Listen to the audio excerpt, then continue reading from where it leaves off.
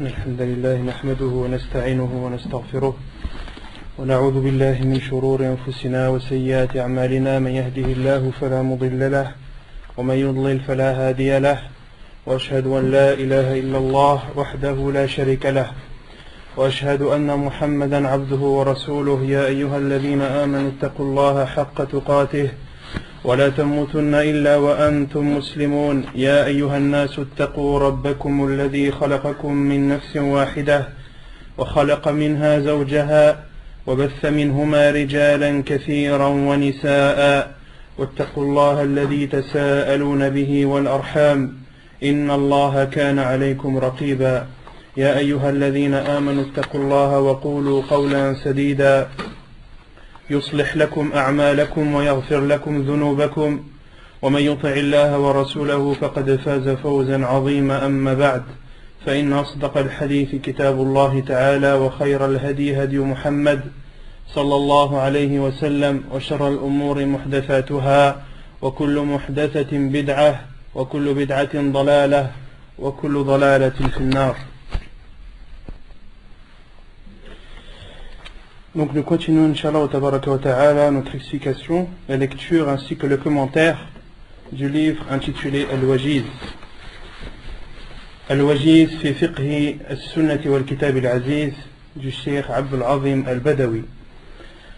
Donc la semaine dernière, on avait vu comment purifier plusieurs choses. On avait vu comment purifier le vêtement de la femme qui traîne. Qui peut me dire la façon dont le vêtement qui traîne, le vêtement de la femme qui traîne est nettoyé?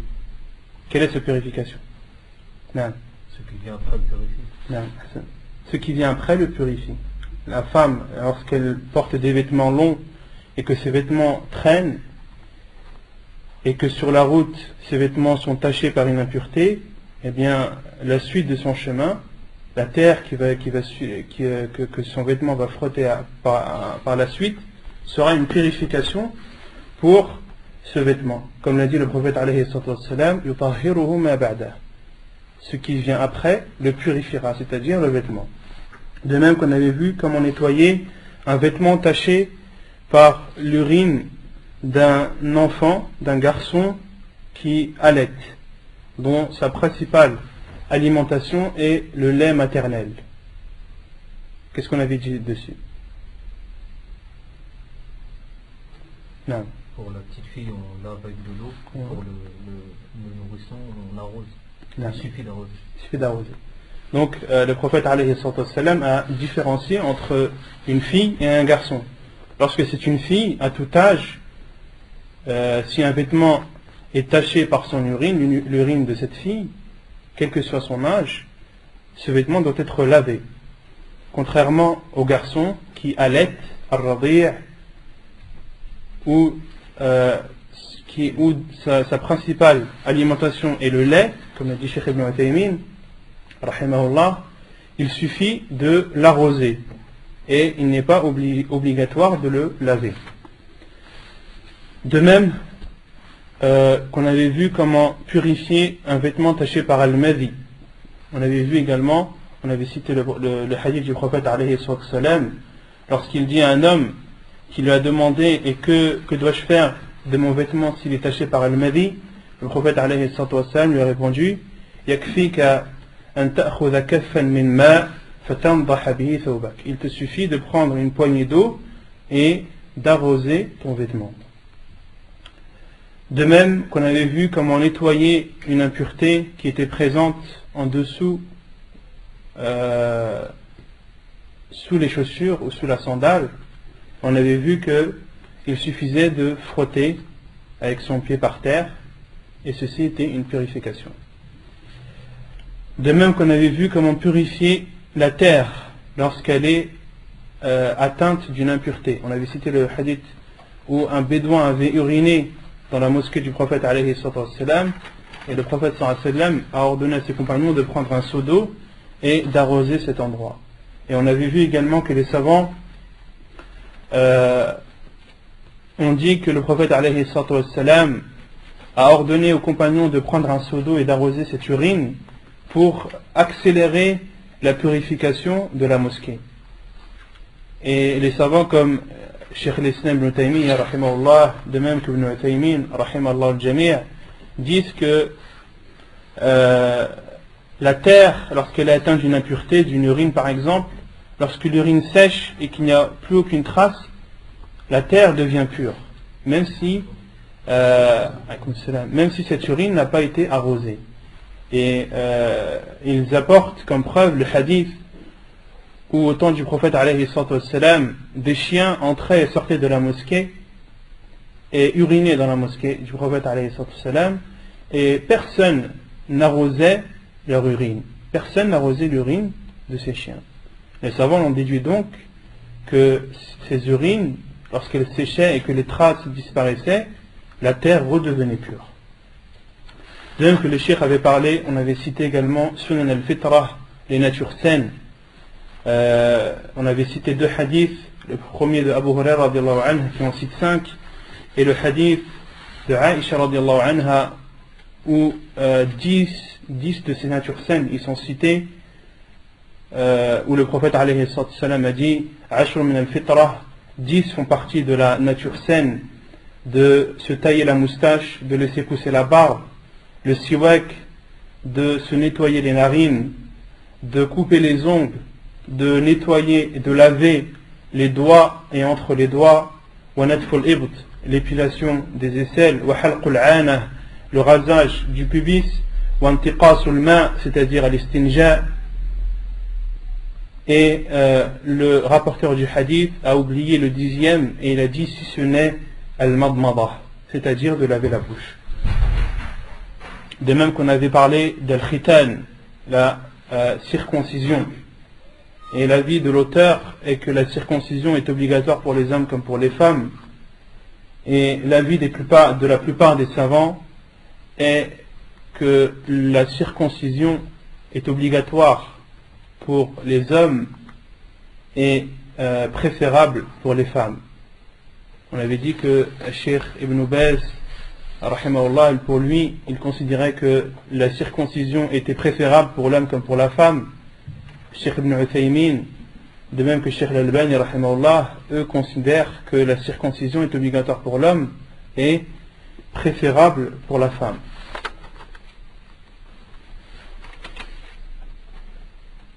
De même qu'on avait aussi parlé de la circoncision aussi, et qu'il était préférable de la faire le 7e jour de la naissance.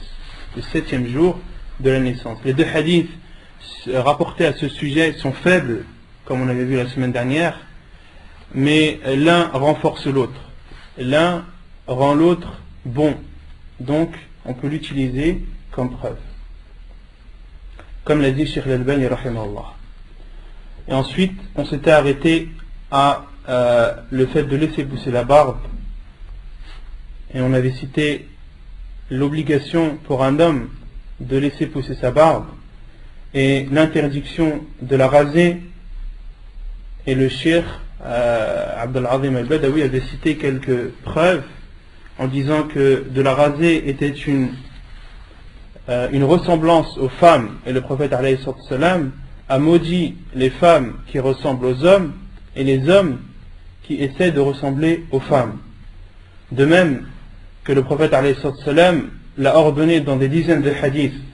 Il a dit taillez vos moustaches, laissez pousser vos barbes, différenciez-vous des associateurs. Et les savants sont unanimes, notamment les 4 imams, l'imam Malik, l'imam Ahmad, al-Shafi'i et l'imam Abu Hanifa, rahimallah al-Jami', sont tous unanimes sur le fait qu'un homme doit obligatoirement laisser pousser sa barbe et qu'il lui est interdit de la raser. Donc on continue, Inch'Allah ta'ala, la lecture de notre livre, et le cheikh va parler ensuite du siwak. قال المؤلف عبد العظيم البدوي السواك مستحب في كل حال ويتأكد استحبابه أولا عند الوضوء عن أبي هريرة رضي الله عنه قال قال رسول الله صلى الله عليه وسلم لولا أن أشق على أمتي لأمرتهم بالسواك مع الوضوء. الحديث صحيح رواه ابن ماجه. Ensuite le cheikh parle du siwak. Et le siwak, comme l'ont défini les savants, parmi eux le cheikh Ibn Uthaymin rahimahullah, le siwak il peut être fait. Le siwak, il veut dire deux choses. Il veut dire soit le fait de se frotter les dents, ou bien l'ustensile utilisé. Les deux veulent dire, plutôt ce terme veut dire les deux. Et il est autorisé dans le siwak d'utiliser toutes sortes de bois, avec des conditions que les savants ont citées, que le bois soit souple, qu'il ne soit pas dur, afin de ne pas blesser, que ce soit un bois qui purifie, car si c'est un bois qui ne purifie pas, qui n'enlève pas les impuretés, ça ne sert à rien de se frotter avec. Et qu'il soit pur, et également parmi les conditions qu'ils ont citées, c'est qu'il ne s'effrite pas, que ce ne soit pas un bois qui s'effrite, car il n'y aurait aucun bénéfice à l'utiliser. Et le meilleur bois à utiliser, comme certains hadiths le stipulent, c'est oud al-arak. Mais il est aussi autorisé d'utiliser le bois de l'olivier ou du dattier, etc. As-siwak mustahabbun fi kulli hal. Et le cheikh dit que son utilisation, d'utiliser le siwak, de se frotter les dents, est préférable à tout moment.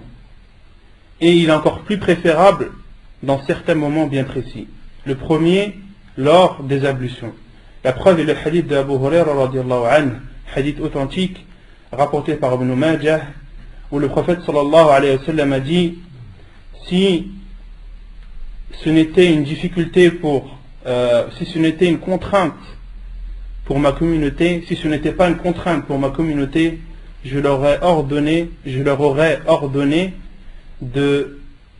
d'utiliser le siwak dans chaque ablution. D'utiliser le siwak dans chaque ablution. Et la question qui se pose, la première question qui vient à l'esprit est, d'accord, on utilise le siwak dans les ablutions, mais quand dans les ablutions? À quel moment dans les ablutions doit-on utiliser le siwak? Et le Cheikh Ibn Uthaymin rahimahullah a répondu à cette question et a dit, فينبغي للإنسان أن يستاك عند كل صلاة وعند الوضوء أيضا ومحله في الوضوء عند المضمضة. Cheikh Ibn Uthaymin, dans une de ses cassettes, dit, et il est préférable à la personne d'utiliser le siwak avant chaque prière et également pendant les ablutions. Et pendant les ablutions, il doit être utilisé au moment de al-madmada. Al-madmada, c'est lorsque l'on introduit l'eau dans la bouche, lorsqu'on se nettoie la bouche. ويتأكد استحبابه أيضا عند الصلاة عن أبي هريرة رضي الله عنه عن النبي صلى الله عليه وسلم قال لولا أن أشق على أمتي لأمرتهم بالسواك عند كل صلاة. الحديث متفق عليه. De même qu'il est préférable d'utiliser le siwak avant la prière. La preuve est le hadith de Abu Huraira radiyallahu anhu, où le prophète alayhi salatu wassalam a dit, si ce n'était une contrainte pour ma communauté, je leur aurais ordonné d'utiliser le siwak avant chaque prière. ويتأكد استحبابه أيضا عند قراءة القرآن عن علي رضي الله عنه قال أمرنا بالسواك وقال إن العبد إذا قام يصلي أتاه ملك فقام خلفه يستمع القرآن ويدنو فلا يزال يستمع ويدنو حتى يضع فاه على فيه فلا يقرأ آية إلا كانت في جوف الملك. الحديث صحيح لغيره كما في السلسلة الصحيحة للألباني. De même qu'il est préférable et recommandé d'utiliser le siwak avant la lecture du Coran. La preuve est le hadith rapporté par Ali radiyallahu anhu qui dit, le prophète sallallahu alayhi wa sallam nous a ordonné d'utiliser le siwak, et il a dit, lorsqu'un serviteur se lève pour prier, un ange se positionne derrière lui et écoute sa lecture du Coran. Et de même qu'il se rapproche, il écoute, l'ange est derrière, il écoute la lecture du Coran et il se rapproche petit à petit. Et il ne cesse d'écouter et de se rapprocher jusqu'à ce que cet ange pose sa bouche sur la bouche de celui qui lit. Et il ne lit, et tout verset qu'il lira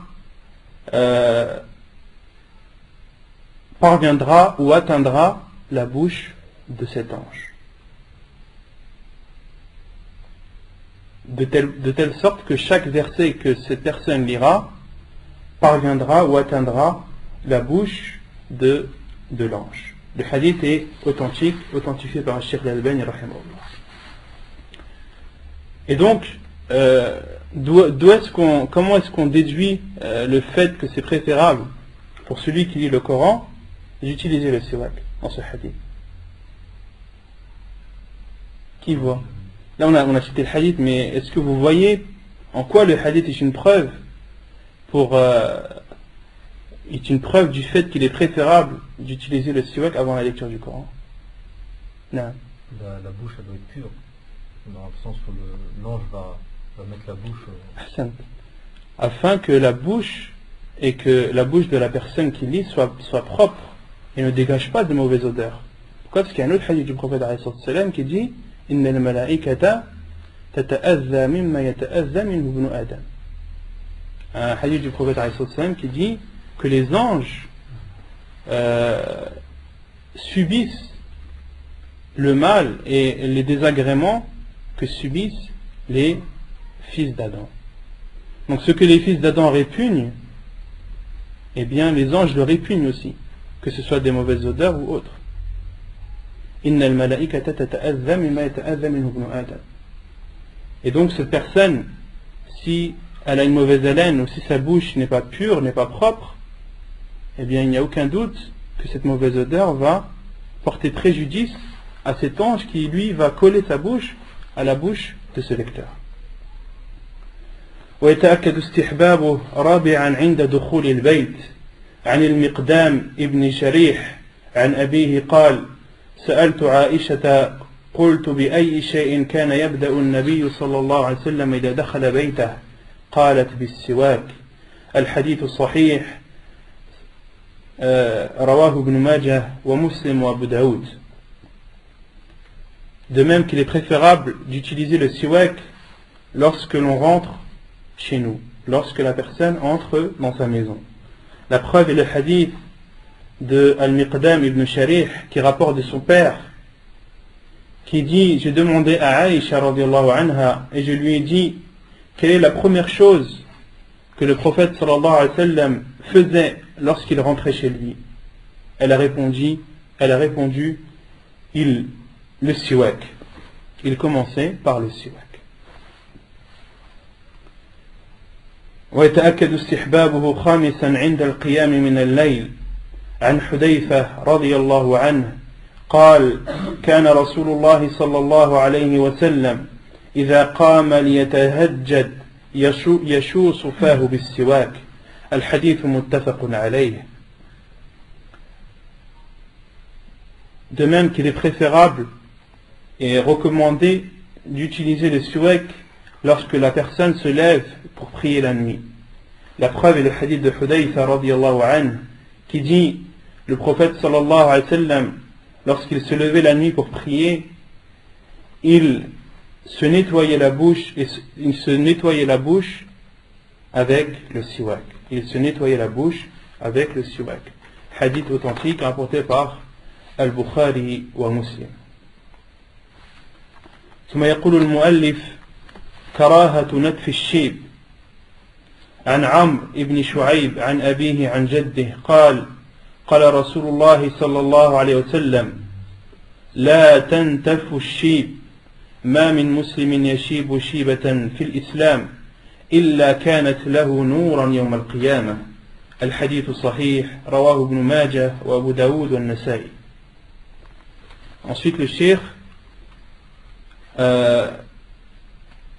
dit il est détestable d'épiler les cheveux de vieillesse, les cheveux blancs de vieillesse. La preuve est le hadith de Amr ibn Shu'ayb qui rapporte de son père, qui rapporte de son grand-père. Il dit, le prophète sallallahu alayhi wa sallam a dit, n'épilez pas les cheveux de vieillesse. Tout musulman qui vieillit dans l'islam, ses cheveux de vieillesse seront pour lui une lumière le jour du jugement.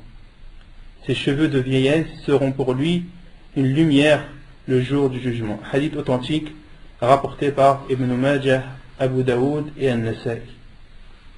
ثم قال المؤلف تغيير الشيب بالحنة والكتم ونحوهما وتحريم السواد.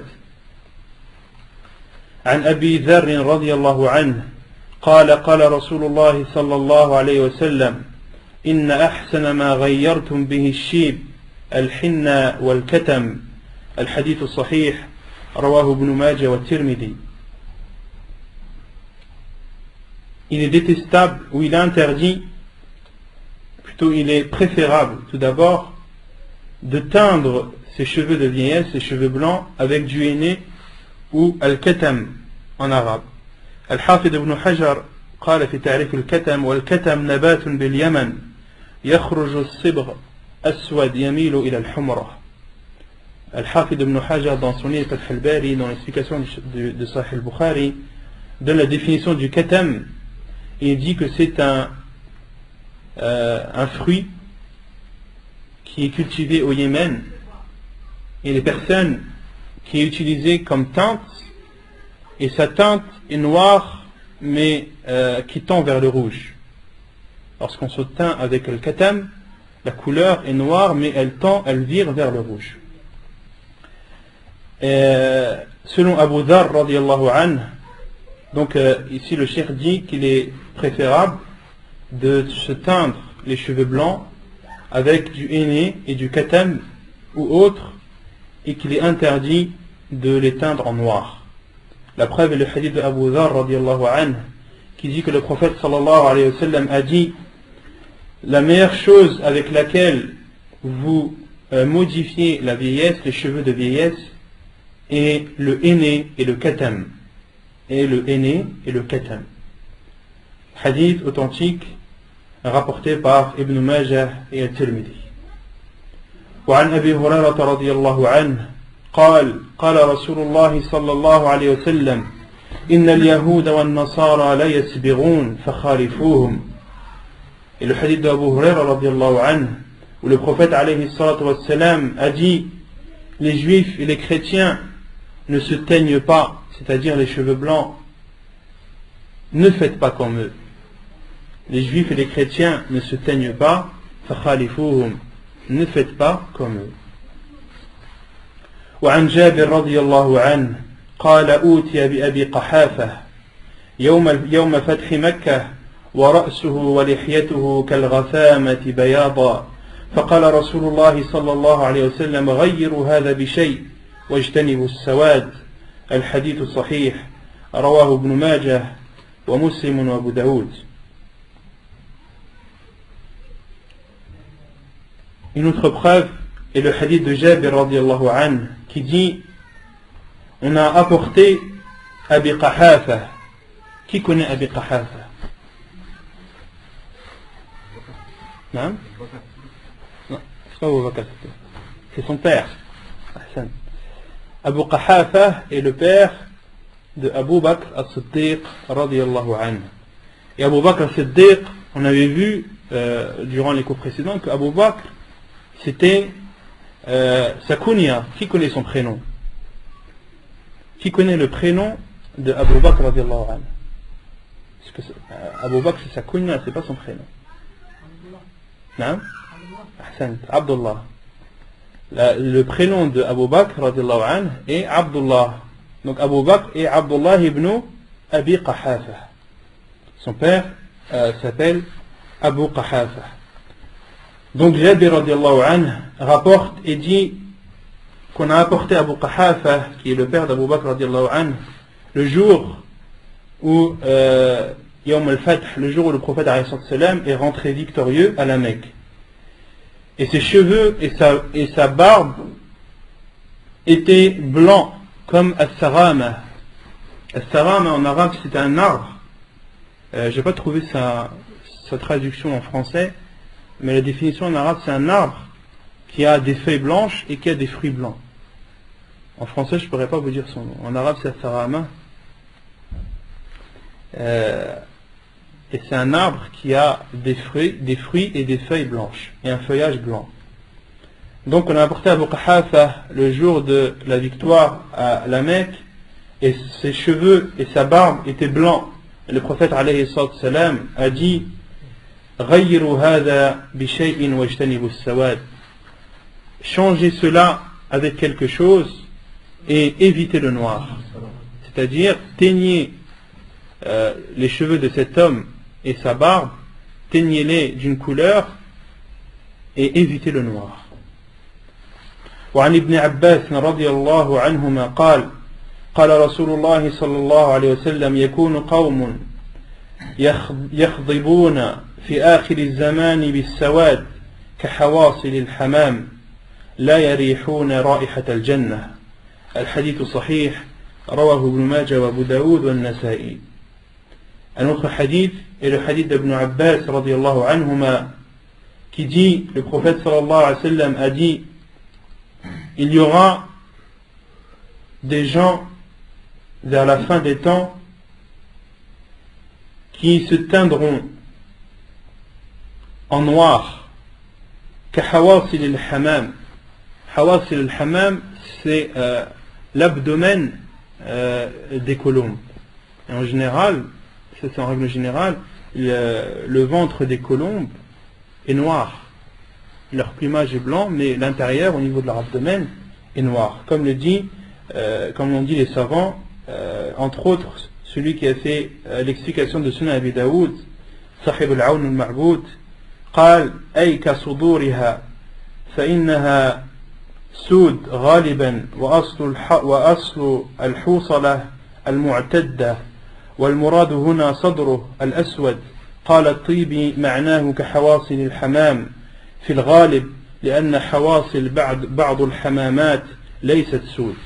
Donc en règle générale, l'abdomen des colombes est noir, mais on peut trouver des colombes qui n'ont pas d'abdomen de couleur noire. Le prophète alayhi salam a comparé cela, le fait qu'il se teigne en noir, avec l'abdomen des colombes. Et le prophète alayhi salam dit, ils ne sentiront pas l'odeur du paradis. Ceux qui se teignent en noir ne sentiront pas l'odeur du paradis. Qu'Allah nous en préserve de se teindre en noir, pas du paradis. Et le hadith est authentique, rapporté par Ibn Majah et Abu Daoud. ثم قال المؤلف آداب الخلاء.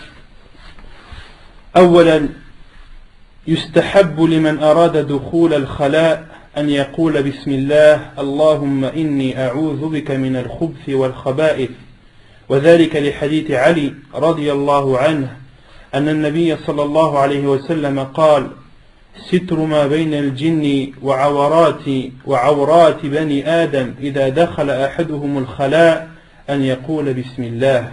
الحديث صحيح رواه ابن ماجه والترمذي.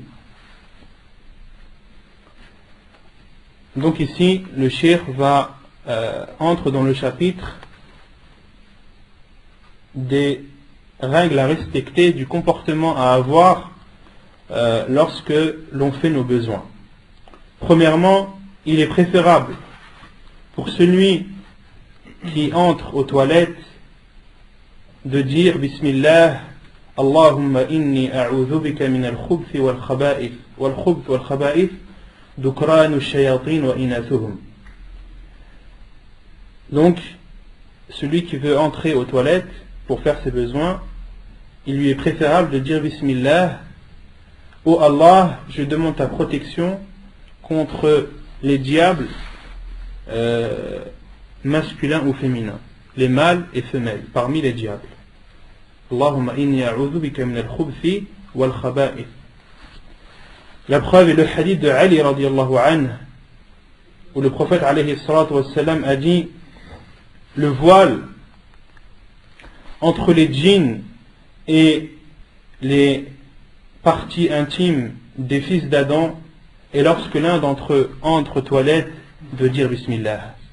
Hadith authentique rapporté par Ibn Majah et At-Tirmidhi.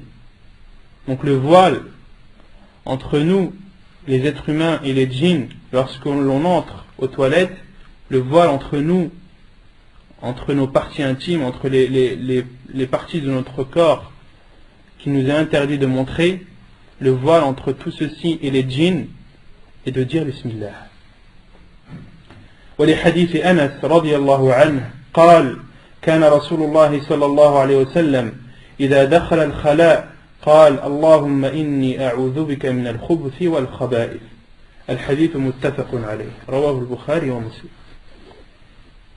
Donc le premier hadith est la preuve sur le fait de dire Bismillah.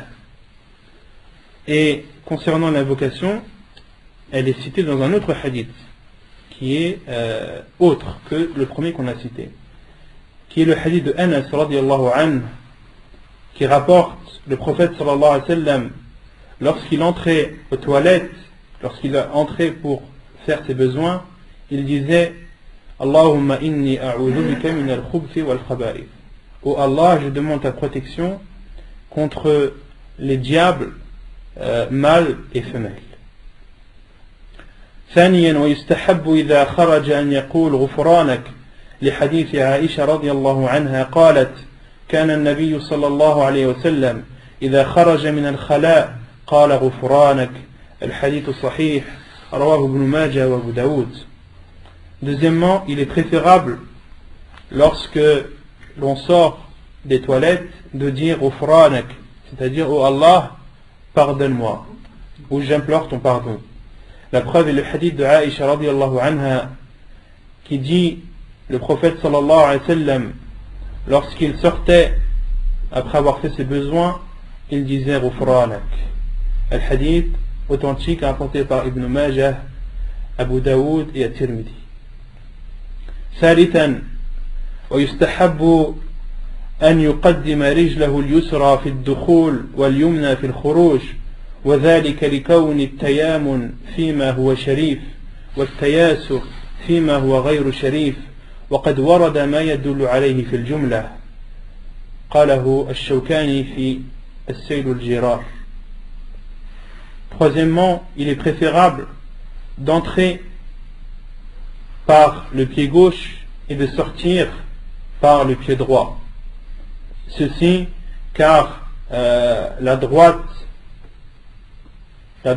est utilisée dans les choses respectables et la gauche est utilisée dans les choses répugnantes ou non respectables. Et il a été rapporté des hadiths à ce sujet qui prouvent cela, mais en globalité.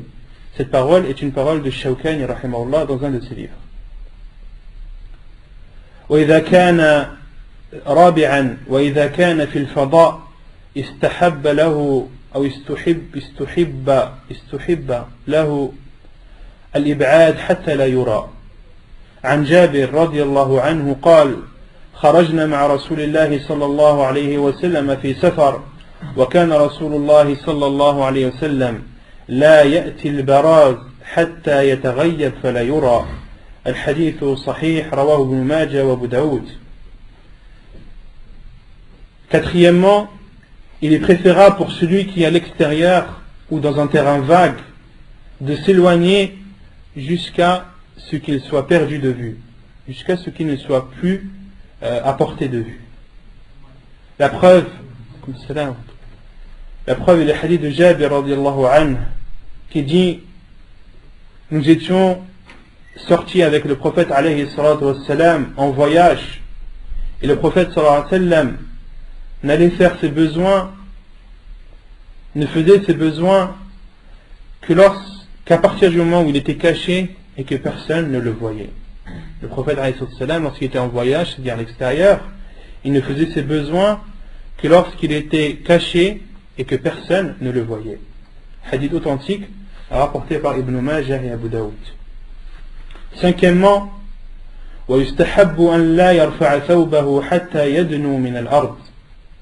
عن أبي عمرو وعن ابن عمر رضي الله عنهما أن النبي صلى الله عليه وسلم كان إذا أراد الحاجة لا يرفع ثوبه حتى يدنو من الأرض. Cinquièmement, il est préférable de lever ses vêtements qu'au moment où la personne s'approche du sol, lorsqu'elle s'assied pour faire ses ablutions, pour faire ses besoins. Donc il lui est préférable de ne lever ses vêtements qu'à partir du moment où il se rapproche du sol. La preuve est le hadith d'Ibn Umar radiallahu anhuma, qui dit que le prophète sallallahu alayhi wa sallam, lorsqu'il voulait faire ses besoins, il ne levait ses vêtements que lorsqu'il s'approchait du sol. Hadith authentique rapporté par Ibn Majah et Abu Daoud. Et certains savants, قال الطيبي يستوي فيه الصحراء والبنيان لأن رفع الثوب كشف العورة وهو لا يجوز إلا عند الحاجة ولا ضرورة في الرفع قبل القرب من الأرض. Et certains savants disent qu'il est aussi préférable de lever son vêtement avant de faire ses besoins, que ce soit à l'extérieur ou à l'intérieur, que ce soit dehors dans un terrain vague ou bien chez soi aux toilettes. Car il dit que de montrer ses parties intimes est interdit sauf en cas de besoin ou en cas de force majeure. Donc ça c'est l'avis de certains savants. سادسا ولا يجوز استقبال القبلة واستدبارها في الصحراء ولا في البنيان. عن أبي أيوب الأنصاري رضي الله عنه عن النبي صلى الله عليه وسلم قال إذا أتيتم الغائط فلا تستقبلوا القبلة ولا تستدبروها ولكن شرقوا أو غربوا. الحديث صحيح كما في مختصر مسلم ورواه أبو داود كذلك. وقال أيوب فقدمنا الشام فوجدنا مراحيض قد بنيت نحو الكعبة فننحرف عنها ونستغفر الله تعالى. متفق عليه. Sixièmement, il est interdit de faire face ou de tourner dos à la Qibla lorsque l'on fait nos besoins. Et ceci, que ce soit à l'extérieur, dans un terrain vague ou autre, ou à l'intérieur, dans nos maisons. La preuve est le hadith de Abu Ayyub al-Ansari radiyallahu anhu, qui rapporte que le prophète sallallahu alayhi wa sallam a dit: lorsque vous allez faire vos besoins, ne faites pas face à la Qibla et ne lui tournez pas le dos, mais plutôt dirigez-vous à l'est ou à l'ouest. وَلَكِنْ شَرِّقُوا أَوْ غَرِّبُوا. Mais tournez-vous plutôt vers l'Occident ou l'Orient, l'Est et l'Ouest. Et il y a une remarque inévitable à faire, c'est que le prophète alayhi salam, lorsqu'il a dit à ses compagnons وَلَكِنْ شَرِّقُوا أَوْ غَرِّبُوا, mais dirigez-vous ou plutôt tournez-vous vers l'Est ou l'Ouest, le prophète alayhi salam parle à ses compagnons. Et le prophète alayhi salam était à Médine. Vous savez qu'à Médine, quand vous êtes à Médine, la Qibla, elle se trouve où? Elle se trouve au sud. La Qibla se trouve au sud. C'est pour ça que le prophète alayhi salam a dit à ses compagnons: mais dirigez-vous, plutôt tournez-vous vers l'Est et l'Ouest. Mais nous ici en Europe, par exemple, la Qibla se trouve où? Au sud-est. Sud-est. Mais c'est plus vers l'Est. Ou par exemple au Maroc, la Qibla se trouve où? À l'Est. Donc est-ce qu'on applique ce hadith lorsqu'on est au Maroc? Non. Ce qu'il faut comprendre du hadith, c'est que l'on ne doit pas faire face ni tourner dos à la Qibla lorsqu'on fait nos besoins. Après, tout dépend de l'endroit où on se trouve. Si on se trouve à Médine, ou un endroit où la Qibla se trouve au sud, là on applique le hadith. Là on se tourne vers l'est ou l'ouest. Mais si on se trouve dans un pays comme le Maroc, là non, au contraire. On doit plus se diriger vers le sud et le nord. Vous compris? Et Abu Ayyub al-Ansari, le rapporteur du hadith, dit: nous sommes partis au Shem. Donc le Shem, c'est la région de la Palestine, de la Syrie, de la Jordanie. Et nous avons trouvé les toilettes qui étaient construites et qui étaient construites en direction de la Kaaba. Et Abu Ayyub al-Ansari a dit: et nous dévions de la trajectoire de la Kaaba, de la trajectoire de la Qibla, et nous demandions à Allah le pardon. Et nous demandions à Allah le pardon. Et certains savants ont donné plusieurs explications à la parole d'Abu Ayyub lorsqu'il a dit wa nastaghfirullah ta'ala, et nous demandions le pardon à Allah. Certains savants disent nous demandions pardon à Allah à ceux qui ont construit ces toilettes en direction de la Kaaba. D'autres savants ont dit, et c'est l'avis Inch'Allah le plus juste, c'est nous demandions à Allah le pardon de nous trouver dans cette situation. Nous demandions à Allah le pardon de nous trouver dans cette situation. سابعا ويحرم التخلي في طريق الناس وفي ظلهم. عن أبي هريرة رضي الله عنه أن النبي صلى الله عليه وسلم قال: اتقوا اللاعنين. قالوا: وما اللاعنان يا رسول الله؟ قال: الذي يتخلى في طريق الناس أو في ظلهم. الحديث صحيح رواه ابن ماجه وابو داود. De même, septièmement, parmi les règles à respecter lorsque l'on fait nos besoins, il est interdit de faire les besoins sur le chemin des gens et sur les endroits où il y a une ombre que les gens utilisent pour se reposer et pour se rafraîchir. La preuve est le hadith de Abu Huraira radiyallahu anhu, où le prophète sallallahu alayhi wa sallam a dit: méfiez-vous ou préservez-vous des deux choses qui apportent la malédiction d'Allah subhanahu wa ta'ala. Les compagnons ont dit: et quelles sont ces deux choses qui apportent la malédiction au envoyé d'Allah?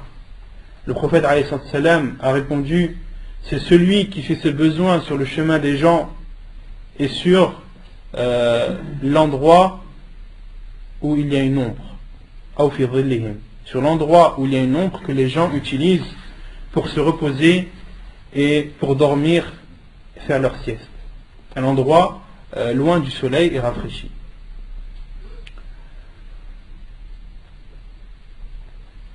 وهنا فائدة ذكرها ابن عثيمين رحمه الله تعالى في إحدى شطته، قال: أو في ظلهم وكذلك المكان المشمس في وقت البرد. Cheikh Ibn Uthaymin ici apporte un plus et dit lorsque le prophète a dit et l'endroit ombré, si on peut dire ça, ombragé, l'endroit ombragé, Cheikh Ibn Uthaymin dit: il en est de même en été pour les endroits où il y a le soleil, en hiver. Il en est de même en hiver, lorsqu'il fait froid, dans les endroits exposés au soleil. Donc tout le contraire de l'été, où ces endroits sont chauds, donc les gens les prennent pour se réchauffer. Cheikh Ibn Uthaymin rahimahullah a dit que ces endroits-là aussi, il est interdit de faire ses besoins dedans. ثامنا ويكره أن يبول في مستحمه. عن حميد الحميري قال: لقيت رجلا صحب النبي صلى الله عليه وسلم كما صحبه أبو هريرة، قال: نهى رسول الله صلى الله عليه وسلم أن يتمشط أحدنا كل يوم أو يبول في مغتسله.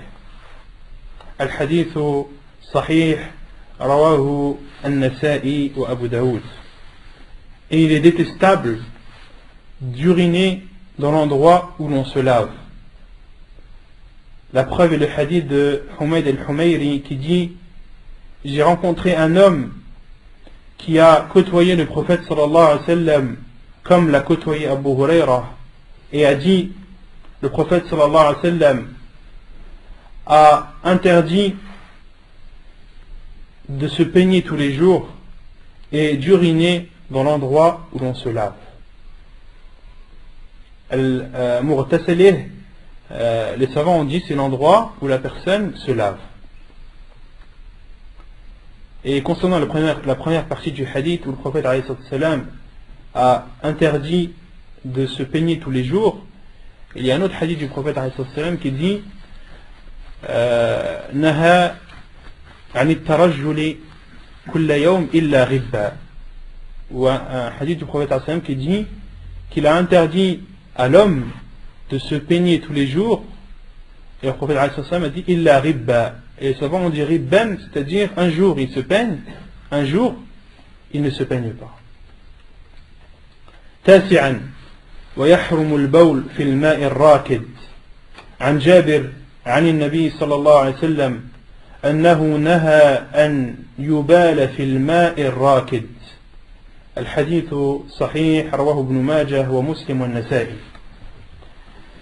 Neuvièmement, il est interdit d'uriner dans une eau stagnante. La preuve est le hadith de Jabir radiallahu anhu qui dit que le prophète alayhi salatu wassalam a interdit que l'on urine dans une eau stagnante. Hadith authentique apporté par Ibn Majah et Muslim. عاشرا ويجوز البول قائما والقعود أفضل. عن حذيفة رضي الله عنه أن النبي صلى الله عليه وسلم انتهى إلى سباطة قوم فبال قائما فتنحيت فقال ادنوا فدنوت حتى قمت عند عقبيه فتوضأ ومسح على خفيه. الحديث رواه مسلم والترمذي والبخاري والنسائي وابن ماجه. Dixièmement, il est autorisé d'uriner debout, mais de s'asseoir est préférable et mieux. La preuve est le hadith de Hudayfa radiyallahu anhu qui dit que le prophète sallallahu alayhi wa sallam est arrivé ila subatati qawm. As-subata hiya al-mazbala. Le prophète alayhi wa sallam est arrivé à un endroit où les gens jetaient leurs déchets. Fabala qa'ima, puis il a uriné debout. Hudayfa radiyallahu anhu a dit fatanahayt ay taba'ad. Hudayfa radiyallahu anhu rapporte et dit: et je me suis éloigné. Pourquoi il s'est éloigné? Parce qu'il a vu le prophète alayhi salam uriner debout, donc il a préféré s'éloigner pour ne pas le gêner. Faqala adnu, le prophète alayhi salam lui a dit: approche-toi. Fadanawtu hatta qumtu 'inda aqibay. Et je me suis approché de lui jusqu'à atteindre ses talons. Puis le prophète alayhi salam a fait ses ablutions et a essuyé sur ses chaussettes. ومسح على خفيه. Hadith authentique apporté par Muslim et الترمذي. وهنا ملاحظة ذكرها الحافظ ابن حجر رحمه الله في فتح الباري قال رحمه الله: وأما مخالفته صلى الله عليه وسلم لما عرف من عادته من الإبعاد عن قضاء حاجته عن الطرق المسلوكة وعن أعين الناس، فقد قيل فيه أنه صلى الله عليه وسلم كان مشغولا بمصالح المسلمين، فلعله طال عليه المجلس حتى احتاج إلى البول، فلو أبعد لتضرر، واستدعى حذيفة ليستره من خلفه عن رؤية من لعله يمر به وهو يبول وهو أخف من الغائط لاحتياجه إلى زيادة كشف، والغرض من الإبعاد التستر، وهو يحصل بإرخاء الذيل، والذنو من الساتر،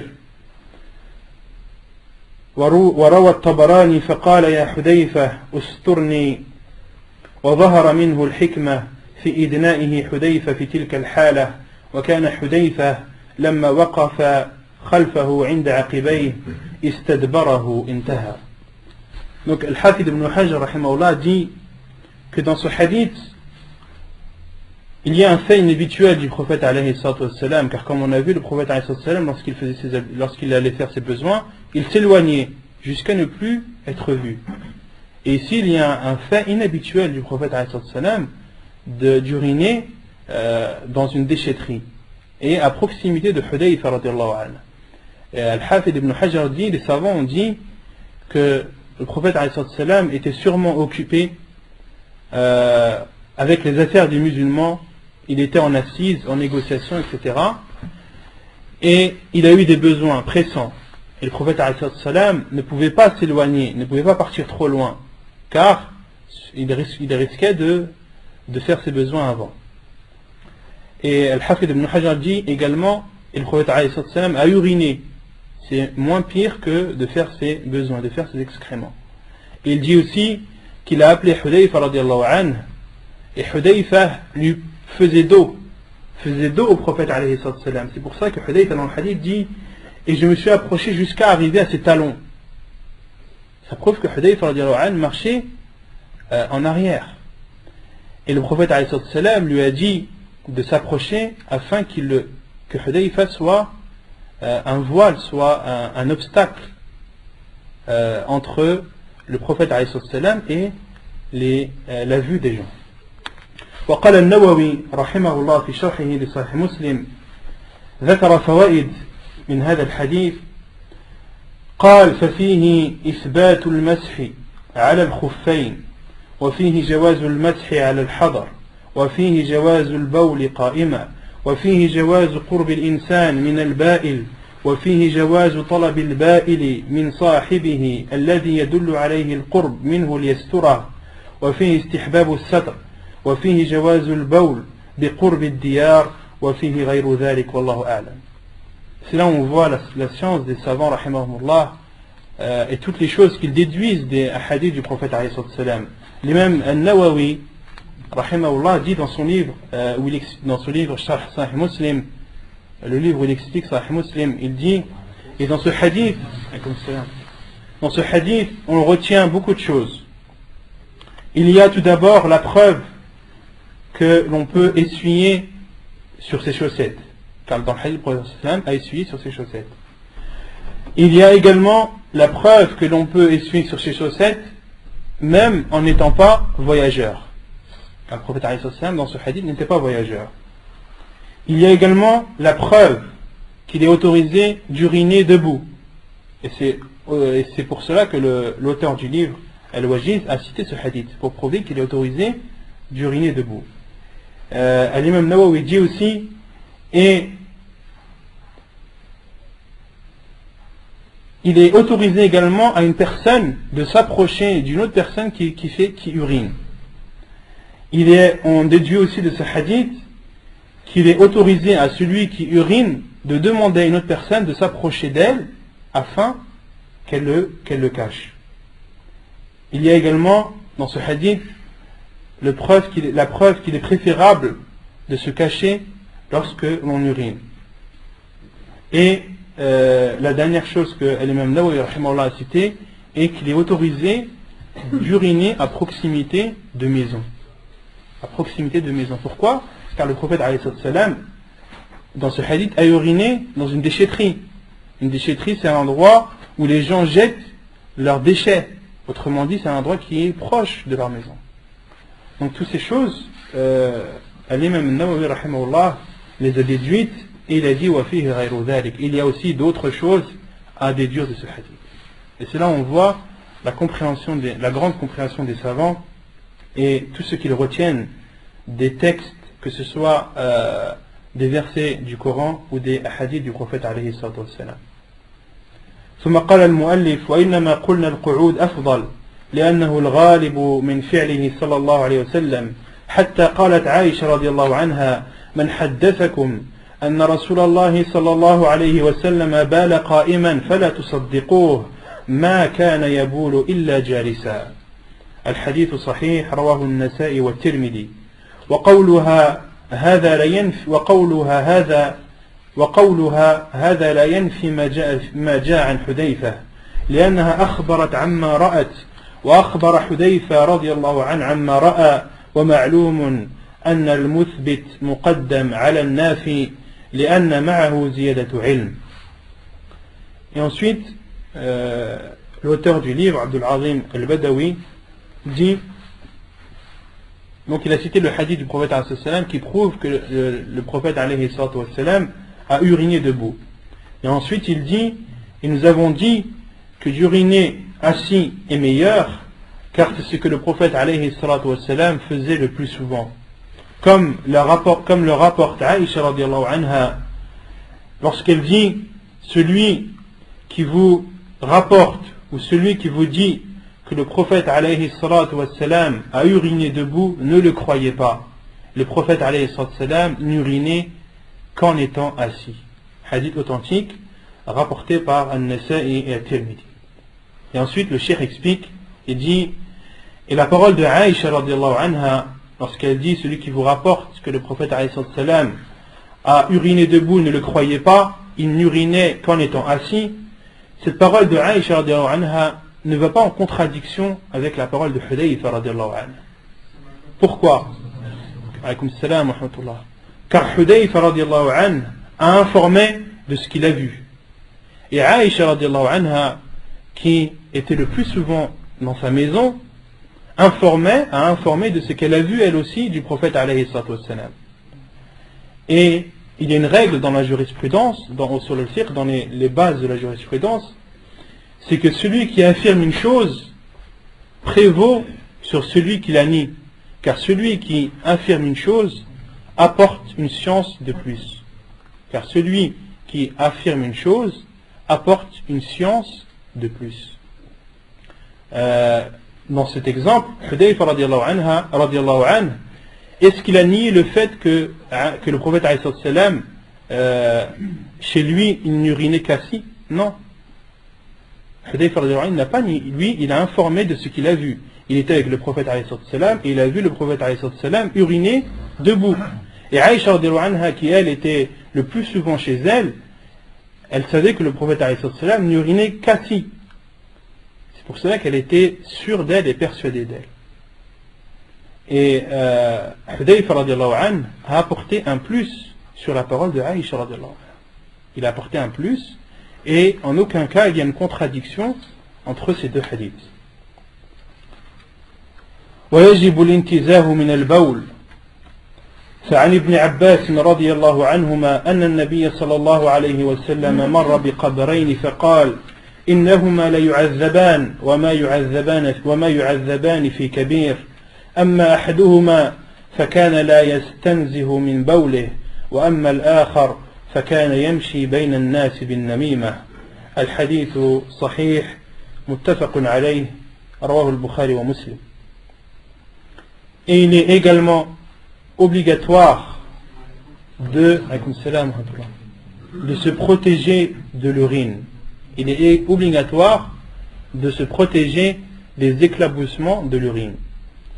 La preuve est le hadith d'Ibn Abbas radiyallahu anhuma, qui raconte que le prophète alayhi salatu wassalam est passé à proximité de deux tombes, puis a dit Innahuma la yu'azzaban. Les personnes habitant ces deux tombes, les deux personnes habitant ces deux tombes, sont en train d'être châtiées. Et ils ne sont pas châtiés pour une chose grande. وَمَا يُعَذَّبَانِ فِي كَبِيرٍ. Quant à l'un d'entre eux, il ne se protégeait pas de son urine. Et quant à l'autre, il parcourait les gens en faisant de la médisance. An-namimah.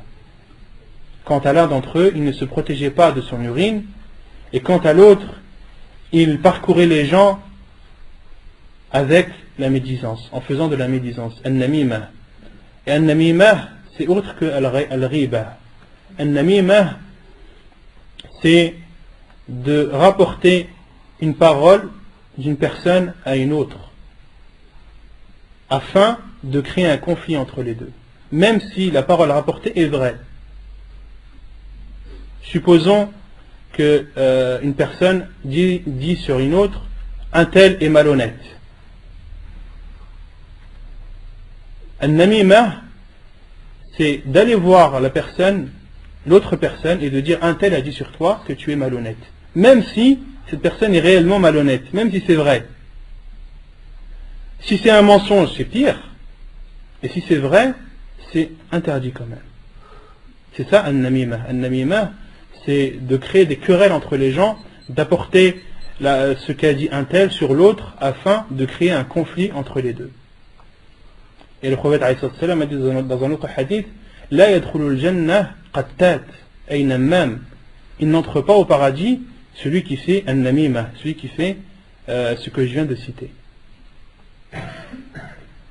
ولعلنا نكتفي بهذا القدر وصلى الله وسلم وبارك على نبينا محمد وعلى آله وصحبه أجمعين وآخر دعوانا أن الحمد لله رب العالمين.